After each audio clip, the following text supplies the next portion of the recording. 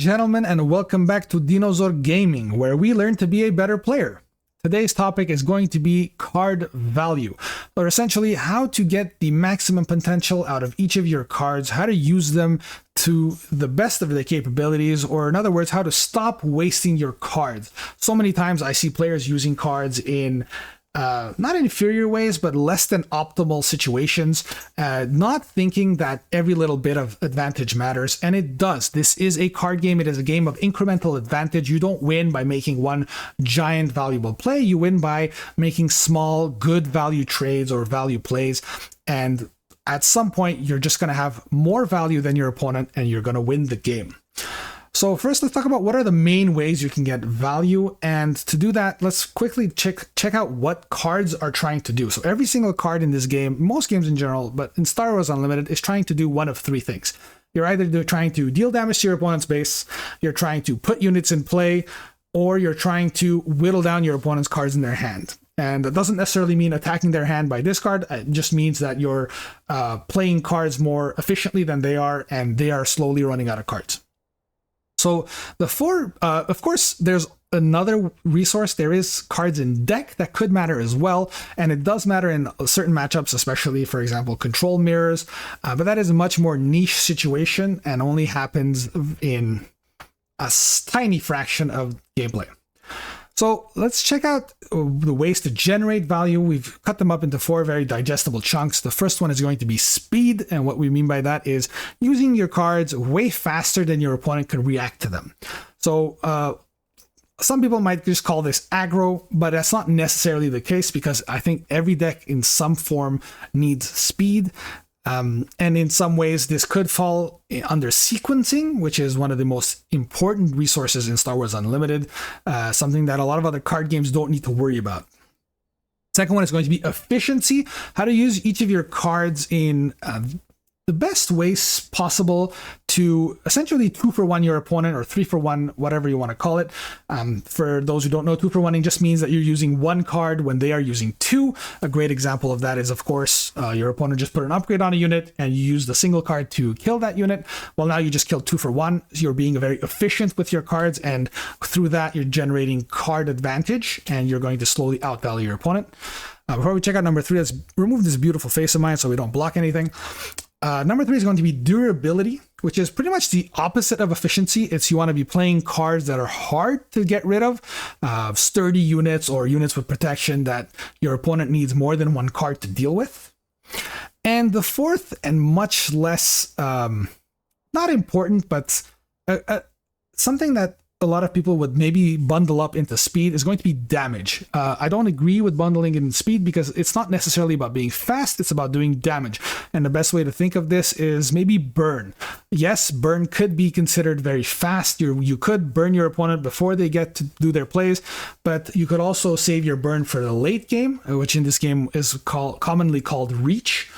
And I think it's another way to generate value. It's how many points of damage is each card actually doing. So let's deep dive a little bit. We're going to take a look in general of what each of these are, and then we're going to give an example on how to best utilize them. And just to prove that this is not something that each deck only worries about a single one. So I think every single deck in some form or another deals with all four of these types of values. And so for that, we're going to be using the exact same deck in our examples for each four of these to show that you can have flexibility in your play style to change what kind of value you are generating depending on what you're playing against. Sorry about that. All right, so the first one is obviously going to be speed, right? And speed means getting the most damage out of your cards before they are defeated. Everyone is pretty well aware of this when you're playing against an aggro deck, for example, when they are trying to attack you and deal a ton of damage to your base before you can actually do anything. Yeah, sometimes it's not fun, but it is a very interesting skill set that you need to learn. A big chunk of speed is in sequencing, like we mentioned, something that a lot of other card games don't need to deal with. And sequencing is one of the best skills that you can learn in this game. If you want to know more about it, we have a whole video about 5 mistakes to avoid in this game. But essentially, you want to use your cards before your opponent can get rid of them. And that doesn't always mean attacking, but attacking is a big big portion of it. For example, if you have a unit that's ready and you attack with it, now your opponent is less likely to want to remove it. It's a lot less palatable because now that you've already attacked with it, them removing it isn't actually saving them damage. And because they're less likely to defeat that, there's a higher chance for that unit to survive and then attack again. So what are some great ways for you to generate speed? Obviously, the first one is going to be action compression, things like Rebel Assault that let you attack with 2 units at once, or cards like Fleet Lieutenant or Surprise Strike, Hotshot Blaster. There's so many of them out there. Cards that let you both spend your resources and attack at the same time, doing 2 actions in one. That way, not only do you immediately get the initiative back because you did actions faster than your opponent, but you also ended up doing everything that you want to do right off the bat, so anything your opponent does in reaction to it doesn't actually stop your game plan. Next up is going to be repeated hits, cards that are not necessarily good stats, but cards that are fast. For example, Sabine Wren is a 2/3 for 2. That's not a particularly great stat line, but it hits fast and it hits hard. It comes in on turn 1, and there's almost nothing in turn 1 that can kill this. I say almost because some decks using, for example, leader abilities like Quinlan can definitely get rid of this. Of course, it's not foolproof, but if you have these early units and they don't die immediately, or if you keep putting bigger threats and these guys are sticking around, they are creating incremental advantage for you. For example, Crafty Smuggler, 2/2 shielded for 2. We have so many different cards in the game that have the same stat line. 2 damage to the opponent's base is not a big deal, and a lot of the opponents will just choose to ignore that. But if your Crafty Smuggler doesn't die on turn 2, and it doesn't die on turn 3, it doesn't die on turn 4, each of those turns it's doing 2 damage. And if you end up attacking with Crafty Smuggler 4 times, it did 8 damage. And 8 damage is a ton. That's something you would expect out of a 5 or 6 cost card. So just through small repeated hits, you're generating a ton of value. Next up, we're going to be talking about fast buffs, and obviously upgrades is a very clear one of that, but there's a lot of other experience-giving cards like Wing Leader, even some temporary buffs in the game. If you give a buff to a unit very early on, it limits your opponent's ways to interact with them, and if you do it fast enough, a lot of the damaged output that you're going to get out of those units is very high, especially before your opponent can deal with them. The obvious example is going to be if you put down a Battlefield Marine or an A-Wing on turn 1 and then you use Wing Leader on at turn 2. They are both 5/5s that your opponent needs to deal with when they only have 3 resources open. And there are not many cards that for 3 resources can deal with it. Yes, there are some, but their options are far more limited. So let's take a look at an example here. Now, all the examples that I'll be using are going to be based on Mother Talzin, the deck that I'm most familiar with, the deck I played at Galactic. So just going to prove to you that depending on what matchup I am playing, my goal for value is different. So first example we're going to look at is Mother Talzin versus Gar Saxon. In this matchup, we have correctly identified that we are the aggressor, we are the beatdown, we need to deal enough damage to the opponent's base before their efficient 2-for-1 card engine kicks in later game through stuff like Vader ECL or the other Vader unit, Avengers, Devastators. We don't want to deal with any of that. We need to be fast. We need to hit hard. So in this situation, we have the initiative. We have a Grand Inquisitor in play. They have a Magna Guard that could potentially be a Sentinel, but isn't just yet. And with 4 resources open on either side, it is our play. And so what would be the ideal play here? They have so many great options. We could Power of the Dark Side to get rid of that potential Sentinel. We could Talzin's Assassin to make it a 0/1. Of course, we don't have the Force just yet. We would need to attack first. We could put a Chirrut. That way that Magna Guard can't really hit our Grand Inquisitor or our base. We could Tyrannus to get rid of it. So what is the correct approach? Fallen Lightsaber is also an interesting one. It helps you deal a ton of damage early on. Now, obviously, this is where sequencing comes in, and it's very important. If we, for example, start off with a Fallen Lightsaber, we are immediately punished by cards like Power of the Dark Side or Fell the Dragon. So there's no way that that is the right play. That is a very slow play. And not only are we punished by those, if my opponent plays any other unit, not plays any other unit, if my opponent somehow can trigger that Magna Guard into getting Sentinel, we just wasted a bunch of damage. So the correct play in this situation is to do the most damage possible. You will ideally attack the opponent's base with Grand Inquisitor. You are dealing 4 damage, you are generating the force, and now your opponent doesn't want to get rid of that Grand Inquisitor. It feels like, oh, that Inquisitor already got its value. Maybe I'll save my resources and do something else. Maybe I'll deal with the next threat that they play. That way, even if they do take down on this, or if they attack with the Magna Guard, you can really answer that with a Tyrannus. And I think that would be the perfect play in this situation, because now not only did you deal with your opponent's cards, you developed a new card, you have 2 cards to 0, and even if they do then use a removal on your unit, you immediately claim initiative and you repeat the exact same scenario. You have the initiative, you deal damage to your base, and 3 damage, 4 damage, doing that every single turn adds up very quickly, especially when your opponent only has 25 on their base, and that way you'll just outvalue them in terms of base health. So it doesn't matter if their cards are better in a 1-for-1 situation. If they never get to use Avenger, that Avenger isn't generating value. The next avenue we're going to look at is efficiency, also known as 2-for-1s. And generating incremental card advantage by trading 1 card for 2 or more. The obvious culprits here are going to be some of the great blue cards that we're going to see. So let's take a look here. So the first one is sturdy ambush cards. And by that I mean ambush cards that are able to come in, kill something, and survive. And in general, if you are doing that, even if we take something small like a blue leader, if you play this on turn 2, kill their 2/3 that they played on turn 1, now they need to play something to get rid of this. And yeah, that might not be a huge advantage right off the bat, but you just traded 1 card for 2. So in theory, you are up 1 card on your opponent. And if you keep doing that throughout the game, your opponent is slowly going to run out of cards, assuming that you're not running out of base health, and you're just going to outvalue them. Now, obviously, the big boy ambushes like Darth Vader and Han Solo do this in a very similar way. Not only are they coming in and killing something, but now they need to be dealt with. Very obvious way to 2-for-1. Some of them, like Darth Vader, even generate more advantage because not only are they killing something and surviving, but they're also bringing in another body.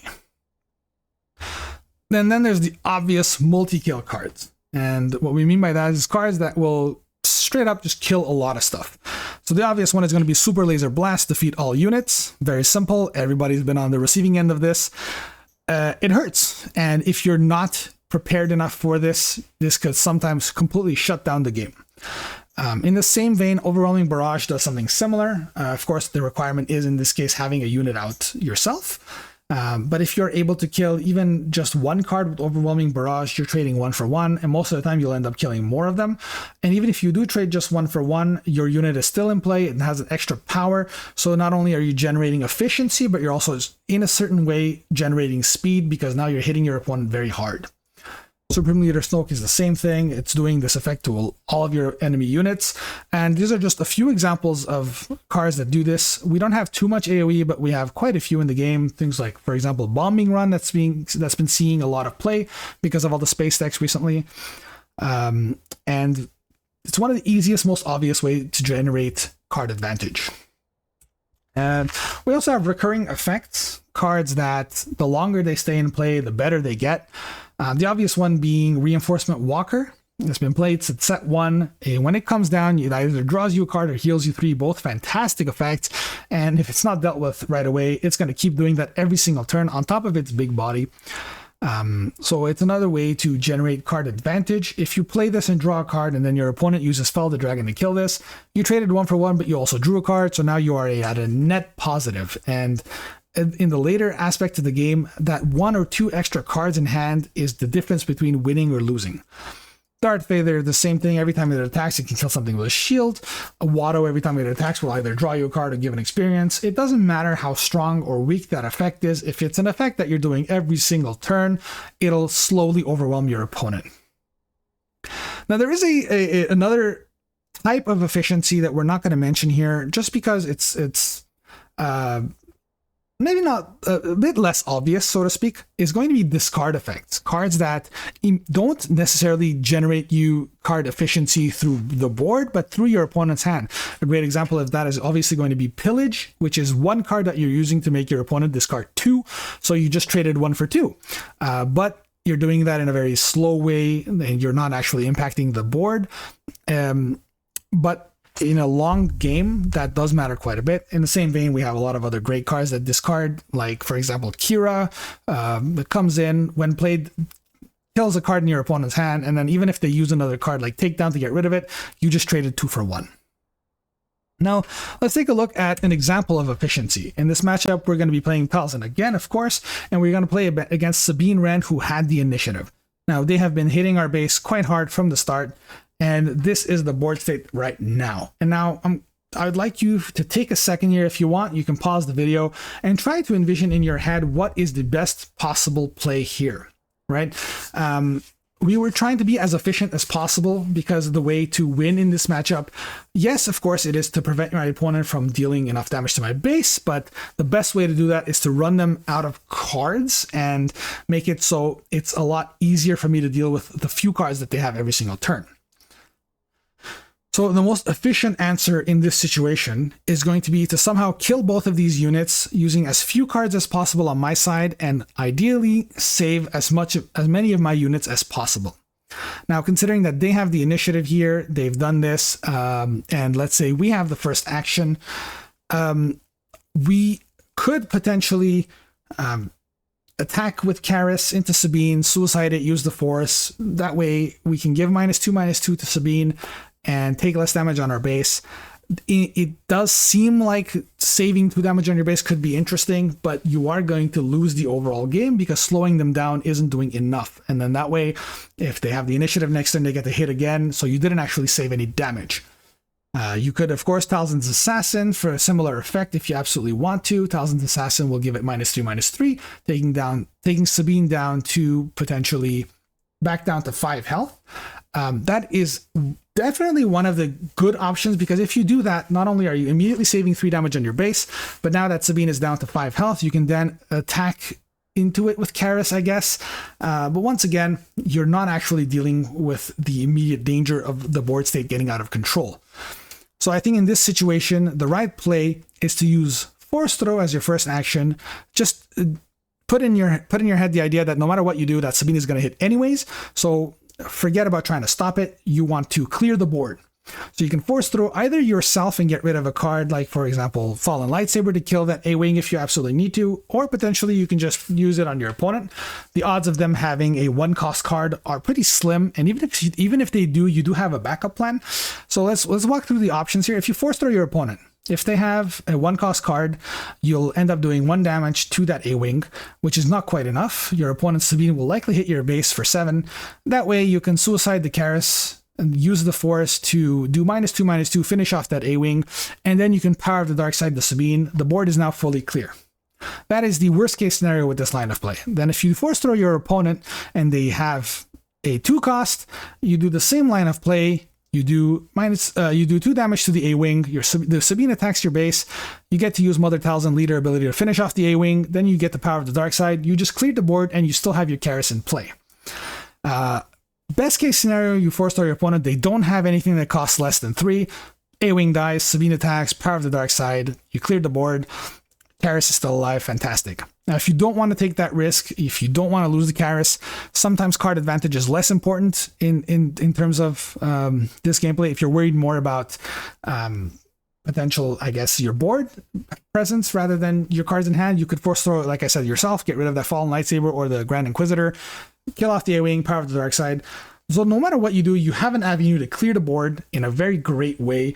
And if you do that line of play, you are being extremely efficient. You are doing 2-for-1s because now you used Force Throw. They lost a card, so now you guys are even on cards. Then with your leader ability, let's say you're killing the A-Wing, they lost a second card. That's already a 2-for-1. After that, you're doing Power of the Dark Side, using 1 card to get rid of both Sabine and Darksaber. So you just traded essentially 2-for-4. That is a great value for you. And if you keep this up over the next couple of turns, you will just have way more cards than your opponent. They will run out of steam and you will overwhelm them. Next up, we're going to look at durability. And what is durability? It is making your units hard or undesirable to kill to increase longevity. Longevity, whatever you want to say. And basically, this means having cards that your opponent just can't deal with. Cards that avoid the typical removal options, or cards that are just slightly out of reach of their unit's power. So the obvious answer is going to be protection effects, things like Lurking Thigh Phantom and Chewbacca, things that just say your opponent can't do this. And these are cards that I've been seeing quite a lot of play recently. There are possible answers, but just their presence makes it your opponent needs to play specific cards. Lurking Thigh Phantom can only really be dealt with through attacking it directly, bouncing, or negative stat effects. In any other situation, you cannot deal with it. So if your deck isn't running any of those, Lurking Thigh Phantom just single-handedly wins you the game. In a similar way, Chewbacca does the same thing, except Chewbacca does prevent bouncing as well, but instead it is vulnerable to upgrade removal. These are not the only two protection effects. We have a few other ones in the game, but this is just an example of a way to have durability in your cards. Another way is going to be perfect stat lines. And what I mean by that is cards that have stat lines that are not dealt with the typical removal. The Ruthless Raider being a 4/6, it is definitely not the only 4/6 in the game. There's quite a few of them. 4/6, 4/7 is a fantastic stat line because not only does it not die to takedown, it does not die to fell the dragon. It does not die to anything that does 5 damage. Obviously, this is a spaceship, but if you have the same stat line on the ground, it doesn't die to force choke, doesn't die to open fire. There's just so many things that don't deal with this. And that's just a stat line that your opponent can't deal with easily. So in general, Ruthless Raider will be very hard for your opponent to deal with, almost always generating some form of 2-for-1 for you in a defensive manner. In the same way, we have other cards like Dume or Gungi that are just really high stats for their cost. Your opponent is generally not ready to deal that much damage on the turn that they come out. Gungi, especially as a 2/5 on 2, there are very, very few cards that can deal with this right off the bat. Even in those perfect situations where your opponent has a 2/4 in play and they have a Maz Kanata in their hand, they cannot kill that Gungi, which will make it so you will definitely have it alive. You will definitely be able to get some value out of it, either through attacking or putting an upgrade on it, or just having a force presence, for example. So having a good stat line, making your cards durable, is a great way to generate reverse efficiency, to have some durability in your cards. Of course, the last one we're going to look at is undesirability. And what we mean by this is cards that your opponent doesn't want to kill. To a certain extent, Ruthless Raider does fall into this, of course. But cards like Yoda, that when defeated will draw you a card. Jedi in Hiding, that when defeated will make your opponent discard a card. Deceptive Shade, when defeated, the next unit you play gains ambush. Your opponent doesn't want to kill these. For example, Yoda, if they want to take down their Yoda, now you just traded 1-for-1 in technically, but you then drew a card. So now you have the card advantage. All right, your opponent doesn't want to do that. That sucks. And the same thing for the other two, to a certain extent. So if you have cards that your opponent doesn't want to kill, it's much more likely for them to stay on board and generate future value for you. So once again, let's take a look at an example here against Kylo Tarkin Town, one of the more common decks that we're seeing now after the Galactics. And now your opponent has a Migs down. It's been generating insane value for him, every single turn, dealing 2 damage to something while he's just filtering through his hand. So what are the ideal ways for you to play this? So in this matchup, you are... it's hard to say who is the beatdown in this matchup. It's likely that it's Mother Talzin, but considering both of these decks are playing blue-red villainy, who is the beatdown could switch at any moment. The ideal situation is for Mother Talzin to deal enough damage where Kylo's flip doesn't one-shot you and then just deal with that, right? But let's forget that for a moment and try and see what is the best way for me to generate advantage here to make something that's durable enough that my opponent cannot deal with it. So obviously in this situation, my opponent has already played their turn. They're out of resources. Migs is in play. Kylo hasn't been used, which means whatever I play, there's a very likely chance that the next action is going to be Kylo discarding a card to draw a card and dealing 2 damage to something, right? So I do have the force in this situation. I could play down Karis and then they'll use Kylo, filter their hand, and deal 2 damage to my Karis. So I'll only have a 2/2 in play, which is not hard for them to deal with. Ideally, I can then force throw, deal a damage to Migs. It's unlikely for them to have a 0 cost, so even if they only have a 1 cost to drop, my leader power could get rid of it, sure. But at that point, I'm not being very efficient with my cards. I'm not getting a lot of value. So what do you think is the right play here? I think the right play here, the most durable approach to this, the way to create something that my opponent can't deal with, is to use Darth Tyrannus. And Darth Tyrannus has both ambush and shielded. You get to put it down, choose your ambush first, hit this Migs, you'll have only 1 health left, but then you'll trigger shielded, right? And now you'll have a 4-1 shielded. And as a 4-1 shielded, there is not much that your opponent can do to get rid of it easily and efficiently. So you need to either going to spend another full card to get rid of this, or worst case scenario, if they don't have something like takedown, that Tyrannus is going to be able to take out 2 more things. Any other units that comes down, Tyrannus will be able to attack and kill it. That's going to make the situation very, very hard for Kylo, and you'll be able to like wear them out of cards or just have a big enough board presence where their flip turn won't matter. The last one we're going to look at here is going to be damage. We're not going to dwell too much on this because it is a very obvious one. Damage is going to be getting raw damage out of your cards. There are a lot of cards that just say deal damage to your opponent's base. The obvious ones are going to be Devastator, K2SO, Daring Raid for a cause I believe in, but there's so many more. There's so many other avenues of getting reach, and obviously these are all red cards, these are all aggression cards because this is what aggression does best. But to a certain extent, some cards like Surprise Strike could be considered raw damage cards. Surprise Strike is essentially 2 costs, get 3 damage. We have a lot of other options as well in red, like Crate Dragon, for example.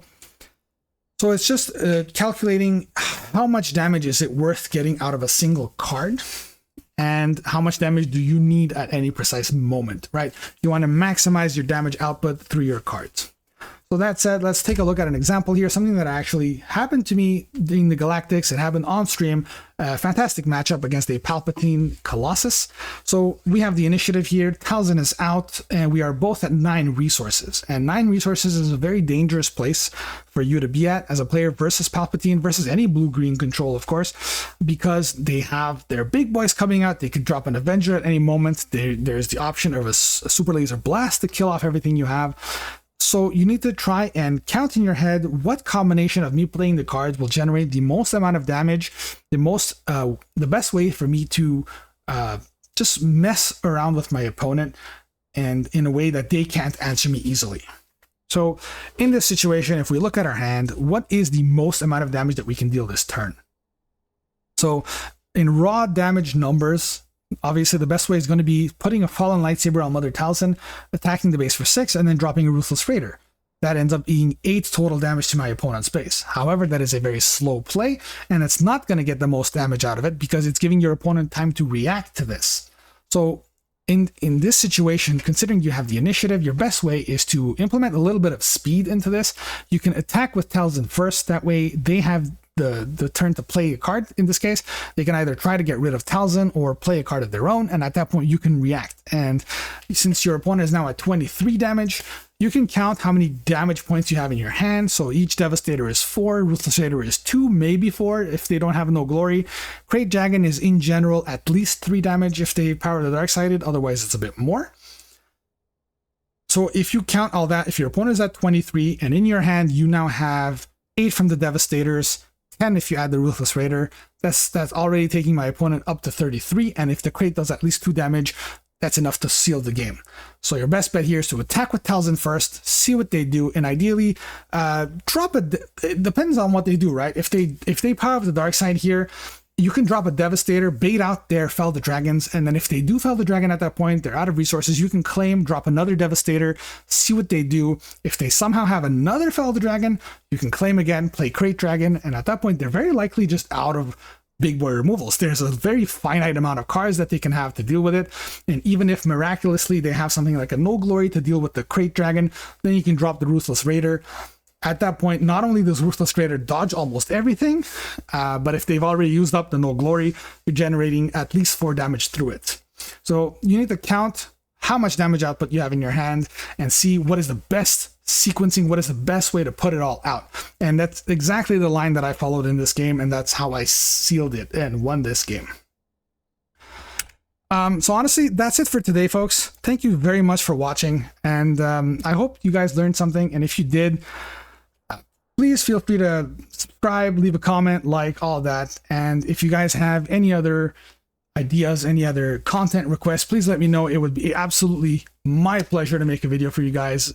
I love each and every one of you. And on that note, I will see you guys next time.